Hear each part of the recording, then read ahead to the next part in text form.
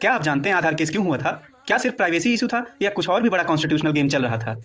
2016 में गवर्नमेंट ने आधार एक्ट पास किया, लेकिन नॉर्मल बिल की तरह नहीं बल्कि मनी बिल की तरह। अब यहीं से कंट्रोवर्सी शुरू होती है।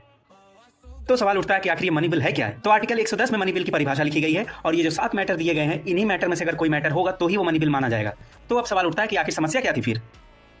तो आर्टिकल 10 ये कहता है कि मनी बिल सिर्फ और सिर्फ लोकसभा में लाया जा सकता है, वो भी राष्ट्रपति की पूर्व सहमति से। और कोई बिल मनी बिल है या नहीं ये कौन बताएगा? ये लोकसभा के अध्यक्ष बताएंगे। समस्या कहाँ होती है? समस्या होती है कि राज्यसभा इस बिल को ना ही इसमें कोई अमेंडमेंट कर सकती है, ना ही इसको रिजेक्ट कर सकती है। सिर्फ और सिर्फ अपने सुझाव 14 दिन के भीतर दे सकती है। 14 दिन के भीतर अगर सुझाव नहीं देती है तो बिल को पास मान लिया जाता है।